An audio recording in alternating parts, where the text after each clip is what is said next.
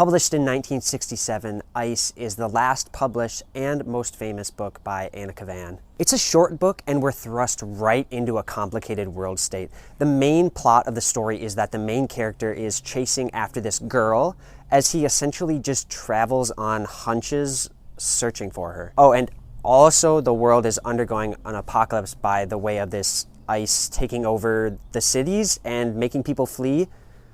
And there's a mysterious war going on. So yeah, the world is basically just going to shit in this novel. Yeah, so there's a lot going on. But at the same time, nothing is really well defined. Even the characters. Like, there are three main characters. First, you've got the narrator, who's the main guy that's searching for the girl. Second, you've got, of course, the girl. And third, you've got this other guy that's looking to capture the girl that we just know as the warden. And I didn't just accidentally omit the names. No names are said in this entire book. Everyone in this book is odd, to say the least, in like a very unnerving way. Like, for example, let's talk about the main character. So technically, as readers, all we know is that he's going to try to find some girl that he used to know. And, you know, it's an innocent enough goal. But there are just these little hints that are dropped that something is not right with this guy. My favorite example is when he wants to rent a room from a woman and he really, really wants his own pair of keys. Quote, "I asked for the keys, saying I would have a duplicate cut for the outer door. I had to be independent. She brought me the 2 keys, but gave me only the key of my own door, hiding the other one in the palm of her hand. I told her to hand it over. She refused. I insisted. She became stubborn and retreated into the kitchen. I followed and took the key from her forcibly. She would not oppose me again." And then the plot just moves on as if that type of encounter was completely normal. And a quote like that is a great example of just the overall uncanny valley feeling of this book. I don't have a whole lot to say in this review because I feel like the main job for me as a reviewer is just to show you and try to help you understand the extremely odd feeling that you get when you read this book. The book is like a dream that you can never quite find your footing in. Little hints are fed piecemeal to the readers throughout the book, but Kavan is careful not to give readers too much such that you feel like you've got your bearings.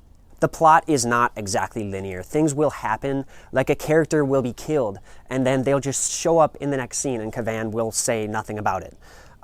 People are places that don't make sense, like character A will see character B, and then character A will drive like an hour to another town, and then, oh, they see character B on the street again. It's like a fever dream. The prose of this book is like someone explaining an activity to you, but they never really give you any details, so you never really totally understand what they're talking about, and you just have to kind of use clues.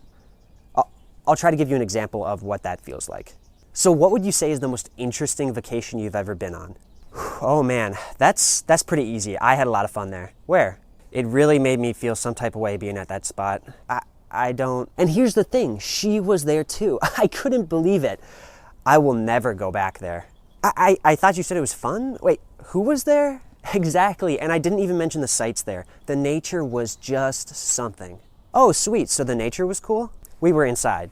I've really struggled with some books ever since I started challenging myself with some more difficult reads, but I somehow think that this one is the hardest, and because of that, I think I failed? I don't really think I have a confident grasp on what this book was meant to be about and what its deeper meaning was meant to be, but I think that's okay.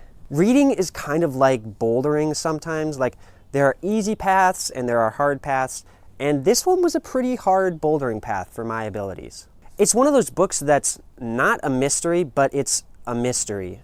Something was so captivating trying to piece together the puzzle of it.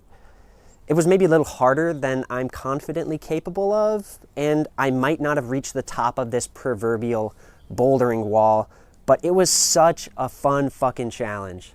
So I want to go more into the ideas on what this book meant, but that's spoiler territory, so if you're cool with that, keep watching, otherwise feel free to go and just give the book a shot. All right, let's get into some spoilers. I want to remind you that I strictly do not look up analyses of books before I review them, so if I'm missing something super obvious, I'm sorry, I just gave it the old college try. There were so many, like, what the fuck moments and themes in this book, and I had so much fun just trying to piece together what they meant.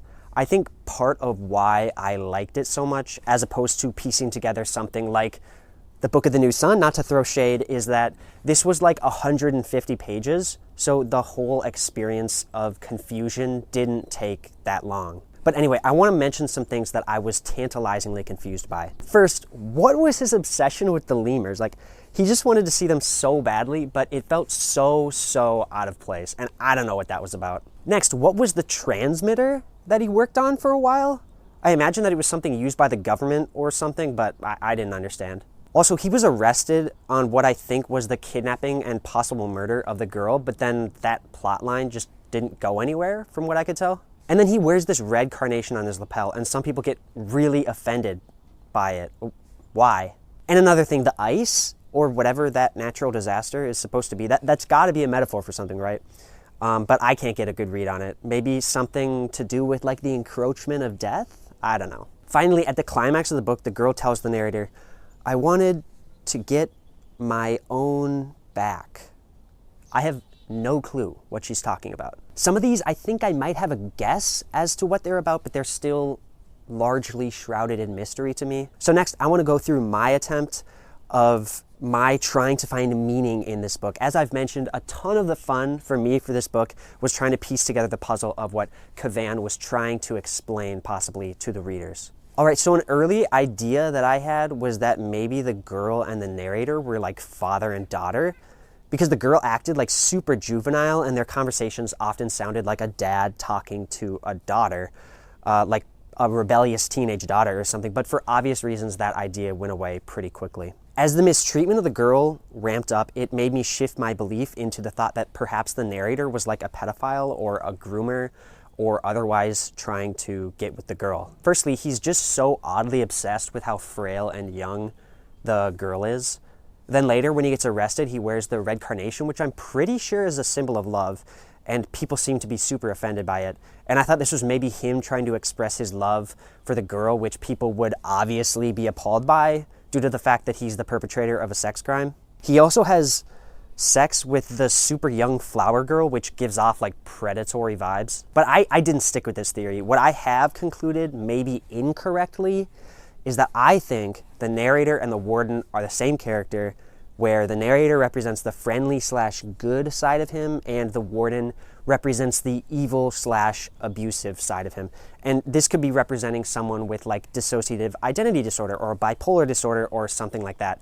And then I think that the other big thing that's meant to be represented in this is an abusive relationship between them/him and the girl. Regarding the warden and the narrator being the same person, the warden seems to be wherever the narrator is, even if they travel far apart. Also, the narrator at multiple times in the book notes the similarities between himself and the warden.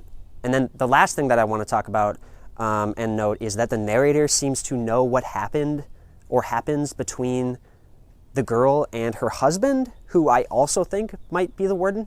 Okay, so regarding the mental health disorder of the narrator/warden character, I first started thinking that this was the case in the courtroom scene when someone exclaims that the narrator is schizophrenic. And I know that that just used to be like a catch-all phrase for someone with like a mental health disorder. The warden is clearly not a good person in the book. He literally holds the girl captive. He's violent, he's hot-tempered, etc.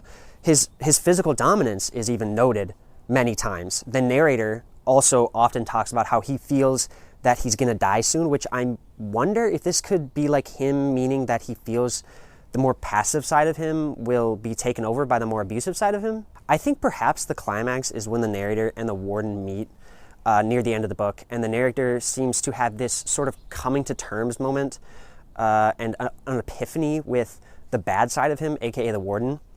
He talks about how he begins to understand that the warden and him are not friends.